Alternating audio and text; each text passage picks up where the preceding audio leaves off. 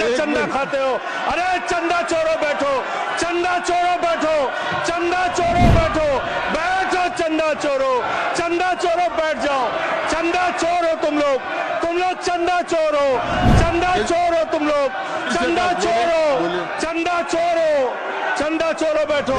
लेकिन अगर कोई सरकार अपने बच्चों को उसका गला घोटने पे उतारू हो जाए तो वो फिर सरकार निष्पक्ष सरकार नहीं है मान्यवर। वो सौतेली मां है। आप तो वो लोग हैं जिन्होंने प्रभु श्री राम के मंदिर में भी घोटाला किया मान्यवर। मैं जैसे उदय प्रताप जी की चंद पंक्तियों से अपनी बात शुरू करूंगा। न मेरा है न तेरा है, ये हिंदुस्तान सबका है, नहीं समझी गई ये बात तो नुकसान सबका है। न तेरा है न मेरा है, ये हिंदुस्तान सबका है, नहीं समझी गई ये बात तो नुकसान सबका है। जो आकर मिल गई इसमें वो दिखलाई नहीं देती, जो नदियां मिल गई इसमें वो दिखलाई नहीं देती, महासागर बनाने में मगर एहसान सबका है, महासागर बनाने में मगर एहसान सबका है। मान्यवर, हम लोग बचपन से एक शब्द सुनते आए, सरकार माई बाप। सरकार माई बाप यानी कि जो सरकार होती है वो लोगों की माई बाप होती है, मां की तरह ख्याल रखती है, पिता की तरह ख्याल रखती है। लेकिन अगर कोई सरकार अपने बच्चों को उसका गला घोटने पे उतारू हो जाए तो वो फिर सरकार निष्पक्ष सरकार नहीं है मान्यवर। वो सौतेली मां है, वो सौतेली मां है, उसका व्यवहार सौतेला है। और आज आप जो काम कर रहे हैं इस बिल के माध्यम से, आप बाबा साहब डॉक्टर भीमराव अंबेडकर जी के द्वारा लिखे गए संविधान की हत्या कर रहे हैं। और ये बात मैं इसलिए कह रहा हूं कि बाबा साहब डॉक्टर भीमराव अंबेडकर जी ने संविधान की धारा 26 में लिखा, धार्मिक मामलों के प्रबंधन की स्वतंत्रता, धार्मिक एवं धर्मार्थ उद्देश्यों के लिए संस्थाओं की स्थापना एवं रखरखाव करना, धर्म के मामलों में अपने स्वयं के मामलों का प्रबंधन करना, चल एवं अचल संपत्ति का स्वामित्व एवं अधिग्रहण करना तथा ऐसी संपत्ति का कानून के अनुसार प्रशासन करना। यह अधिकार आपने नहीं दिया, यह अधिकार किसी भारतीय जनता पार्टी के लोगों ने नहीं दिया, यह अधिकार बाबा साहब डॉक्टर भीमराव अंबेडकर जी के द्वारा लिखे गए भारत के संविधान ने दिया मान्यवर। और आप उस संवैधानिक अधिकार को छीन रहे हैं एक गैर संवैधानिक बिल लाके। क्या क्या लिखा इस कानून के अंदर आपने, किस तरीके से आपने इस संविधान की हत्या करने का काम किया। आप बड़ी बड़ी बातें कर रहे हैं। ये सरकार कह रही है कि ये कानून हम मुसलमानों के भले के लिए आ रहे हैं। जब मैं आपसे सुनता हूं तो मुझे लगता है कपिल शर्मा कॉमेडी सर्कस में बोल रहा है। आप मुसलमानों का भला कर रहे हैं, आप मुसलमानों का भला कर रहे हैं। दोनों सदन में एक भी सदस्य, दोनों सदन में सिर्फ एक सदस्य गुलाम अली को छोड़ के एक भी सदस्य आपका मुसलमान नहीं है। आप मुसलमानों का भला कर रहे हैं, आप मुसलमानों का भला कर रहे हैं। पूरी सरकार में एक मंत्री आपका मुसलमान नहीं है, आप मुसलमानों का भला कर रहे हैं। दो नेता अपने घरों में आपने बैठा दिया, मुख्तार अब्बास नकवी, शहनवाज हुसैन, दोनों की राजनीति आपने खत्म कर दी। आप मुसलमानों का भला कर रहे हैं, आप मुसलमानों का भला कर रहे हैं, आप मुसलमानों का भला कर रहे हैं। अरे सुनना सीखो पहले। मान्यवर, मैं इनके इस कानून में क्या क्या लिखा हुआ है, क्या क्या कहा है इन्होंने। बैठ जाए कृपया, गुलाम अली जी बैठ जाए। धार्मिक संपत्तियों को ये बिल कब्जा करने की नापाक कोशिश है।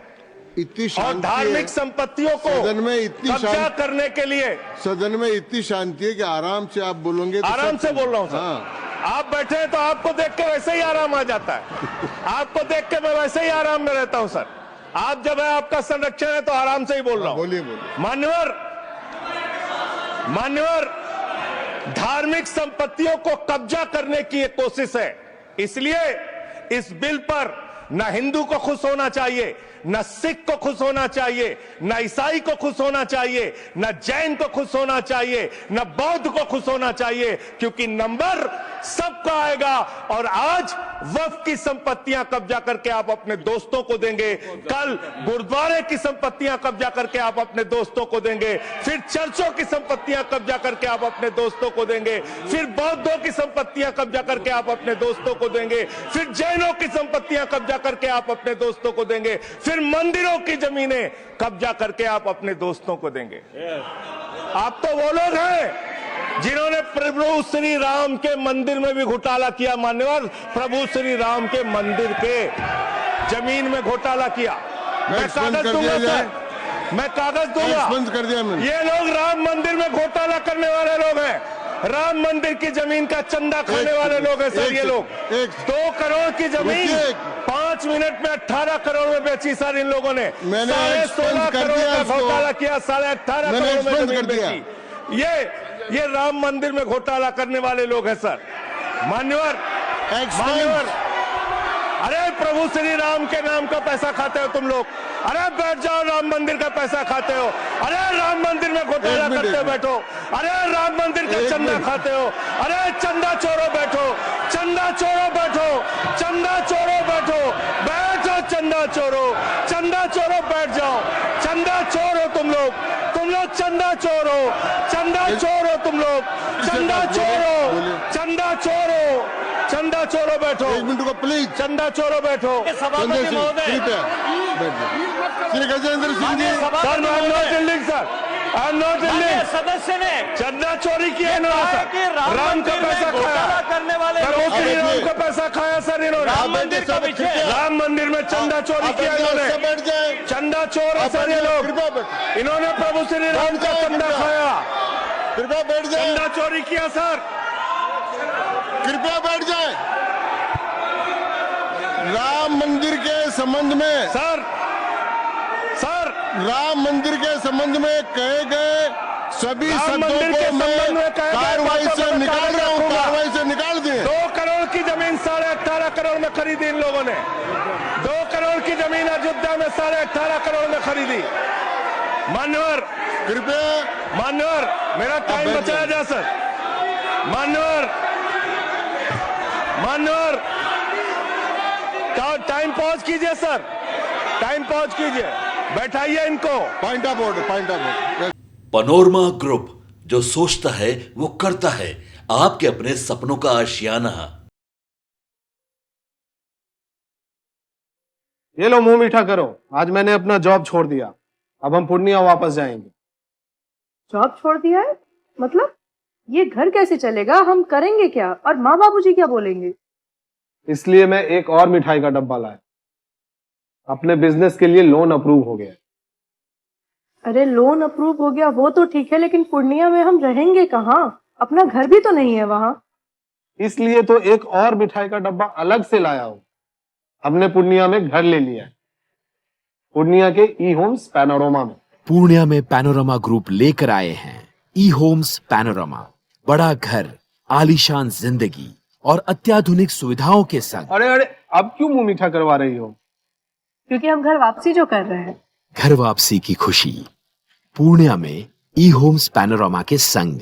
ई Homes Panorama, luxurious lifestyle redefined.